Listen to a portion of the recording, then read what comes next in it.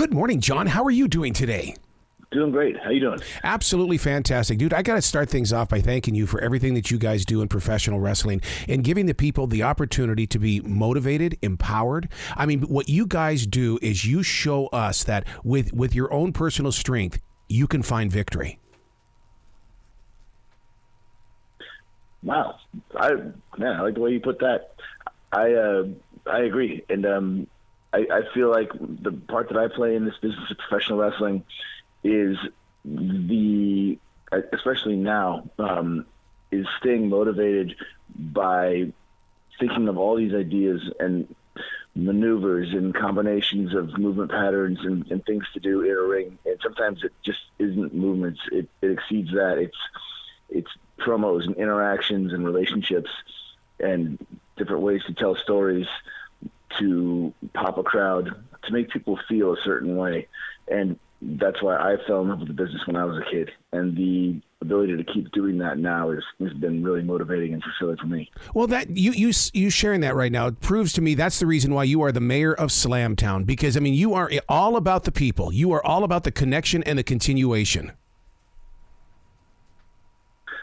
100%. And for one of the reasons that I was attracted to MLW in the first place is the second time I've worked with them.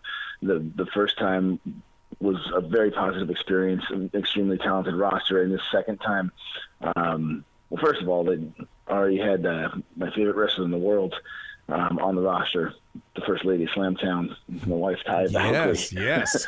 And then add to that the deep roster of Willie Mack, Davey Richards, Hammerstone, Billy Starks, Juicy, Fatu, Lindsay, Harry Smith. It's like Microman, Enzo. It's so like vast, and it's got so much variety that, like Lio Rush.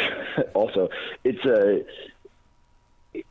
basically this combination of people is, in my opinion, exciting because it makes me feel like, look at all these different combinations of stories and different nuanced ways I can try to make people feel different ways with the combination of people on this roster. Yeah. Major League Wrestling, MLW, is now on Reelz. And I'll tell you what, I was like a child all over again because I know that you guys are reaching out to a new generation of fans. And it's like, oh, my God, this is so incredible. You're making it easier for us to have more fun more often.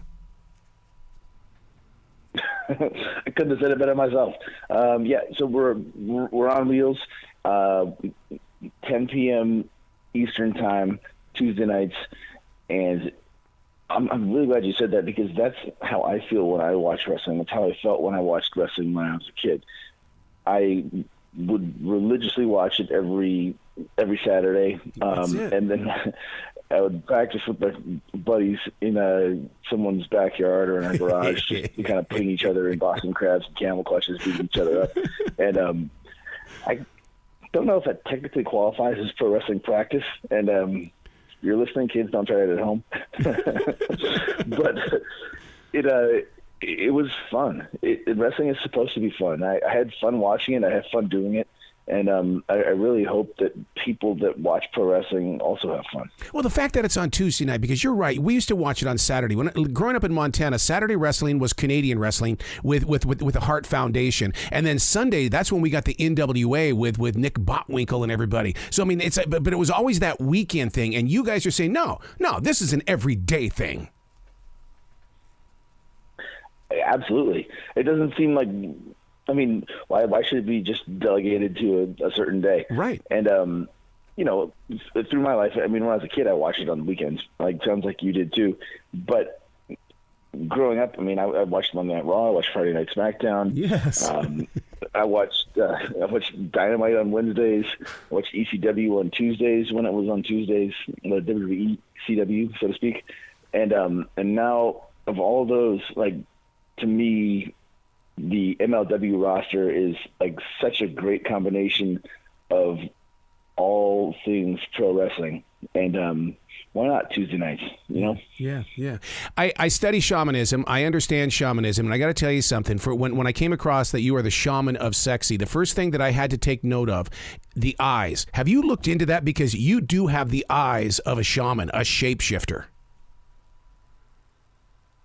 No, tell me more. It's all in the eyes, and if you study shamanism in Central America, that's how they know that the true shaman, those that led people, those that were always believed in the people, they would notice it in their eyes, and so you need to look that up and see. I mean, when to see your shaman even attached to you is like I'm going, God, is it possible? Is it frickin' possible? The one thing that I believe is true for a lot of things in life, and it sounds like you've delved into shamanism more than I have, but it's something that I'm also really interested in. I'm interested in a lot of things, but I truly believe that self-confidence and self-belief is the first step towards almost every path like that.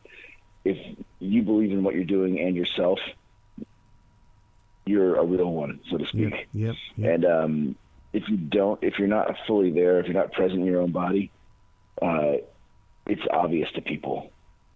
And I mean, if you don't believe in what you're doing, you don't belong in pro wrestling. I don't know where you belong, but really, if you don't believe in what you're doing, you should figure out what it is you want to be doing and do that. Yeah, well, we definitely feel the power, and we're going to feel it every Tuesday night on Major League Wrestling, and it's on Reelz. Dude, you got to come back to this show anytime in the future. The door is always going to be open for you. There's the known and the unknown, and in between are the doors. Thank you for having me. Well, you be brilliant today, okay? You too. Have a great one.